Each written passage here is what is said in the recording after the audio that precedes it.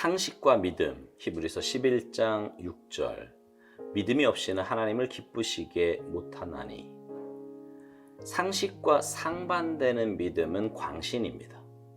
믿음에 상반되는 상식은 이성주의입니다.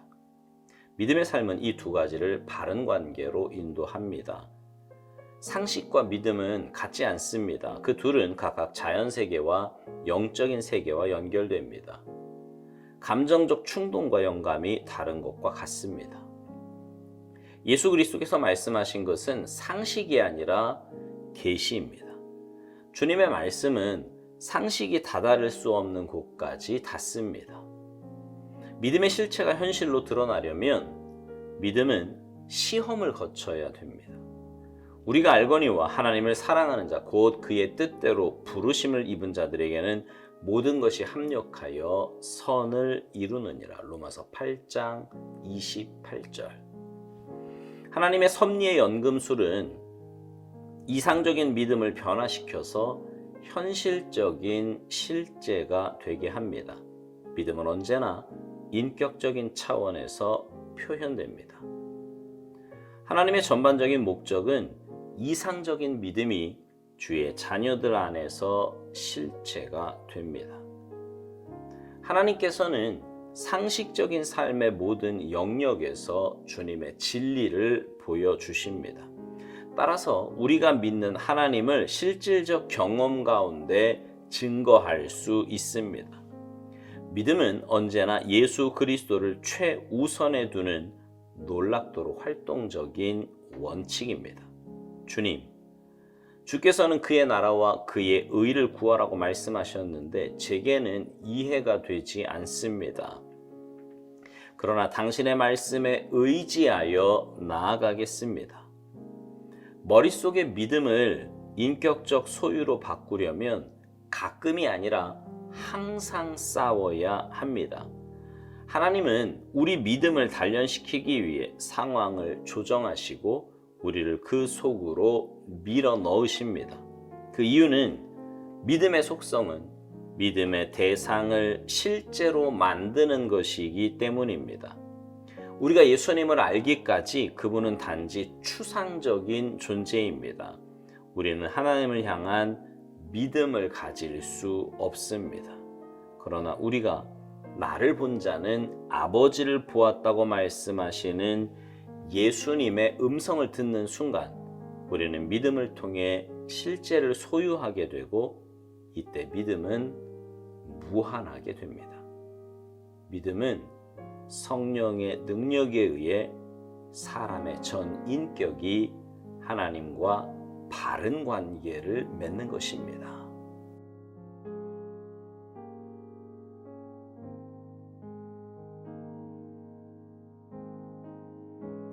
여러분 주위에 믿음 좋은 분들이 있습니까? 그분들을 보면 어떤 생각이 드세요? 지극히 이성적이고 유머러스하며 또 인간관계도 좋은 그런 사람입니까? 아니면 어딘지 모르게 좀 외골수적이고 뜬구름 잡는 이야기만 하며 또 사람들과도 잘 어울리지 못하는 그런 사람입니까? 만약에요, 믿음 좋은 사람이 좀 전에 제가 말씀드린 그 후자의 모습이라면 여러분 하나님이 그런 분입니까? 무슨 말이냐 하면 믿음이 좋다는 말은 하나님 말씀대로 산다는 거고요. 또 주님 닮은 사람이라는 말이에요. 그게 믿음 좋은 거잖아요. 그런데 믿음 좋은 사람의 모습이 아까처럼 막 외골수적이고 뜬구름 잡는 얘기만 하고 사람과는 전혀 어울리지 못하고 만약에 이런 모습이라면 하나님의 말씀이 그런 거고 주님 모습 또한 그런 것이라는 말이 되니 이건 뭔가 잘못되어도 한참 잘못된 거 아닙니까? 여러분 믿음이 좋다는 건 그런 것이 아닙니다. 믿음이 좋다는 것은 지극히 이성적이고 유머도 많고 사람들과의 관계도 굉장히 좋은 그런 삶을 사는 거예요. 물론 그렇다고 지극히 세상적이고 인간적인 모습으로 살아간다는 말은 결코 아닙니다. 오스왈드 목사님은요, 오늘 묵상을 이렇게 시작을 합니다. 상식과 상반되는 믿음은 광신이고 믿음에 상반되는 상식은 이성주의라고요. 믿음의 삶은 이 두 가지를 바른 관계로 인도한다는 것입니다. 오스왈드 목사님 말대로요, 상식과 믿음은 같은 것이 아닙니다. 그 둘은 각각 자연세계와 영적인 세계와 연결된다는 것입니다. 감정적인 충동과 영감이 다른 것과 같다고요. 그렇습니다. 분명 상식과 믿음은 달라요. 다릅니다. 자연세계와 영적인 세계가 어떻게 같을 수 있겠습니까? 감정적인 충동과 영감이 어떻게 같을 수 있겠냐고요. 그러나 그 둘의 관계가 완전히 동떨어진 것은 아닙니다. 무슨 말이냐 하면 믿음이라고 해서 비상식적이고 비이성적인 것은 아니다 이 말이에요. 오히려 믿음은 상식을 초월하고 이성을 초월합니다. 오스왈드 목사님은 이것을 이렇게 표현합니다. 하나님의 섭리의 연금술은 이상적인 믿음을 변화시켜서 현실적인 실체가 되게 한다고요. 그러면서 믿음은 언제나 인격적인 차원에서 표현된다는 것입니다. 하나님의 전반적인 목적은 이상적인 믿음이 주의 자녀들 안에서 실체가 된다고 말합니다. 믿음은요, 분명 영적인 것입니다. 그러나 그 영적인 것이 현실의 삶에 나타나지 않는다면 그 믿음이 무슨 소용이 있겠습니까? 믿음이라고 하는 것이 단지 천국만 가기 위한 것이라면 그건 반쪽짜리 믿음밖에는 되지 않는 것입니다.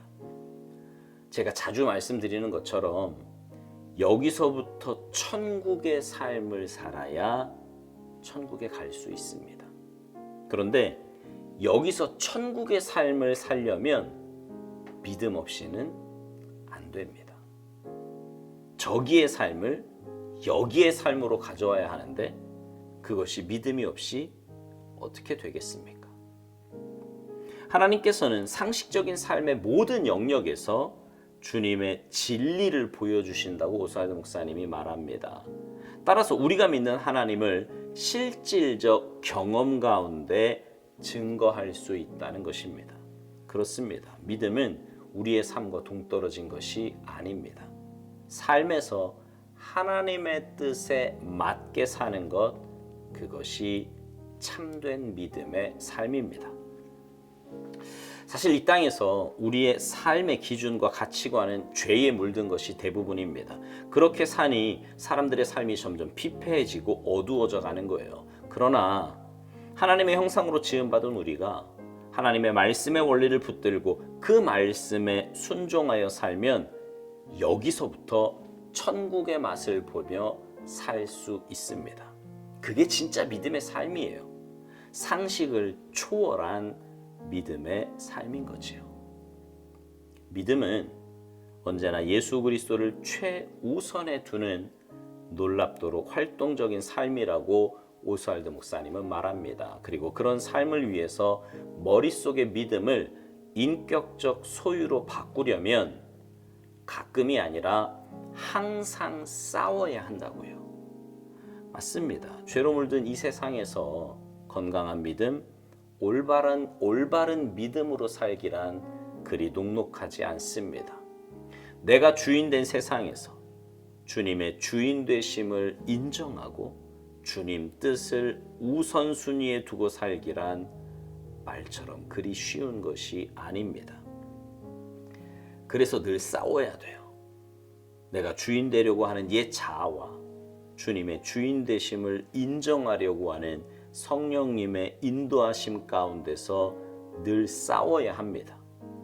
하나님은 우리 믿음을 단련시키기 위해 상황을 조성하시고 우리를 그 속으로 밀어넣으신다고 오스왈드 목사님은 말합니다. 우리 안에 남아있는 죄의 찌꺼기를 씻어내고 바른 믿음을 세워가시기 위해 주님은 우리를 훈련시키시는 거예요. 오스왈드 목사님이 오늘 묵상을 이런 말로 맺습니다. 믿음은 성령의 능력에 의해 사람의 전 인격이 하나님과 바른 관계를 맺는 것이라고요. 사랑하는 성도 여러분, 우리 건강한 믿음, 올바른 믿음 갖고 삽시다. 자주 드리는 말씀처럼 신앙생활은 말 그대로 생활이에요. 생활입니다.